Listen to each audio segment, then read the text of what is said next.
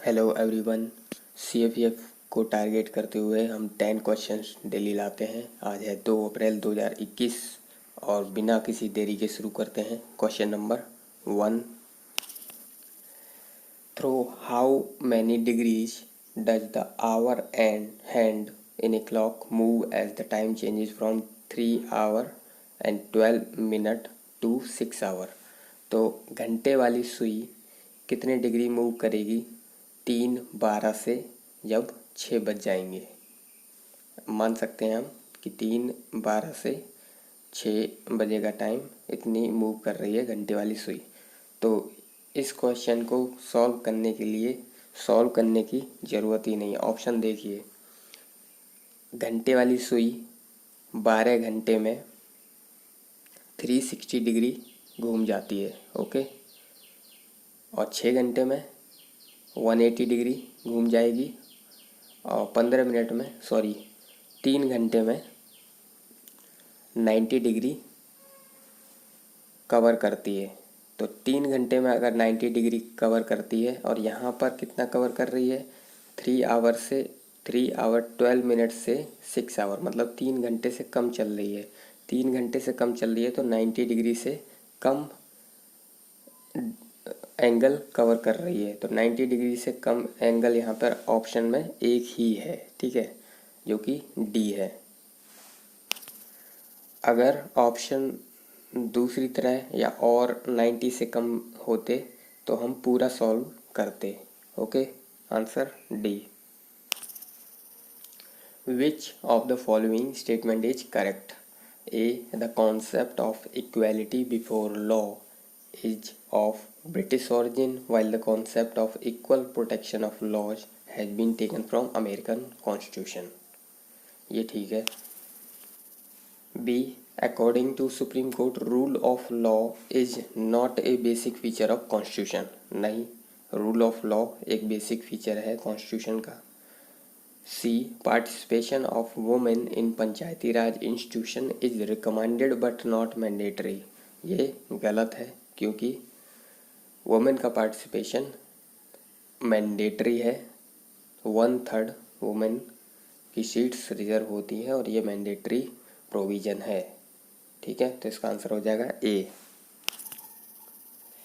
Clause 3 of article 243D of constitution ensure करता है participation of women in panchayati raj institution by mandating not less than 1/3 reservation for women out of total number of seats to be filled by direct election and the number of offices of chairperson of panchayat. Chairperson की seats भी और उस तरह की भी। तो 1/3 women का participation mandatory है, न कि रिकमेंडेड है। The 9th schedule was introduced in the Constitution of India during the prime ministership of 2018 में यूपीएससी सिविल सर्विसेज में ये पूछा गया था। 9th शेड्यूल जब इंट्रोड्यूस किया गया था तो उस समय प्राइम मिनिस्टर कौन थे? तो 9th शेड्यूल हमें पता होना चाहिए फर्स्ट अमेंडमेंट के दौरान ऐड किया था। तो फर्स्ट अमेंडमेंट हुआ था जवाहरलाल नेहरू के समय पर। The 9th schedule became a part of Constitution in 1951 when the document was first amended. Which one of the following national park lies completely in the temperate alpine zone? कौन सा national park complete temperate alpine zone में पड़ेगा? तो ये पड़ेगा valley of flowers. Valley of flowers national park located in Uttarakhand, noun for meadows of endemic alpine flowers and complete ये लाई करता है टेम्परेट अल्पाइन जोन में। Which uprising took place in Khandesh region of Maharashtra under the leadership of Sevaram due to the agrarian hardship? तो ये कौन सा uprising था? मुंडा uprising नहीं, भील अपराइजिंग या सन्यासी रिवोल्ट? तो ये खंडेश रीजन में था महाराष्ट्र के, तो ये भील अपराइजिंग था। भील अपराइजिंग 1817 से 1819 took place in Khandesh region of Maharashtra under the leadership of Sevaram due to agrarian hardship. और इस तरह की ट्रबल फिर 1825, 31 और 46 में इरप्ट हुई। In 1851, both Landholder Society and Bengal British India Society merged into the 1851 में लैंड होल्डर सोसाइटी और बंगाल ब्रिटिश इंडिया सोसाइटी एक साथ मिलकर क्या बनाते हैं? British India association.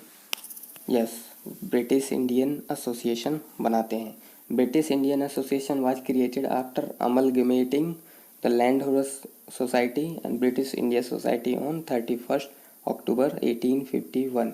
This was the first political organization that brought the Indians together. President थे इस फर्स्ट कमेटी के, इस ऑर्गेनाइजेशन के राजा राधाकांत देव, और देवेंद्रनाथ टैगोर इसके सेक्रेटरी थे।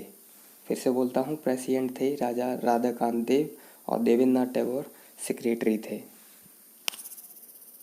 Nephron is the basic structural and functional unit of which among the following organ? तो किस बॉडी ऑर्गन का नेफ्रॉन एक बेसिक इकाई है?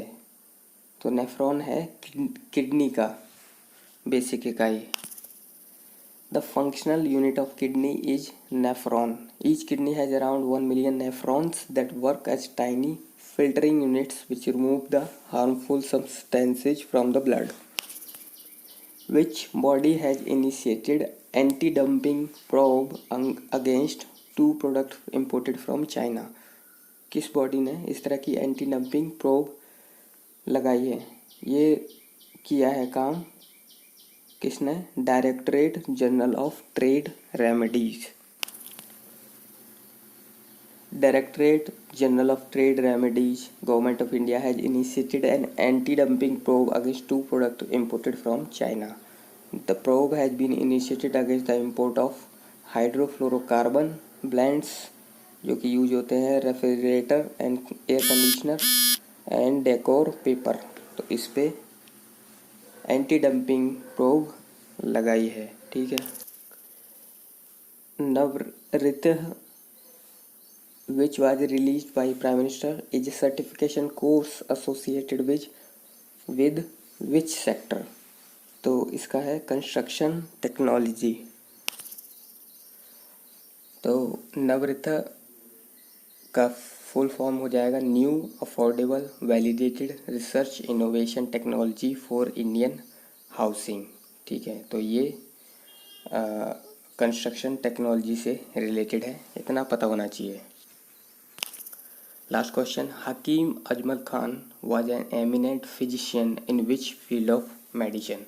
तो हकीम अजमल खान फिजिशियन हैं यूनानी के। The birth anniversary of great Unani physician and social reformer Hakim Ajmal Khan is celebrated at the world Unani day every year on 11th February.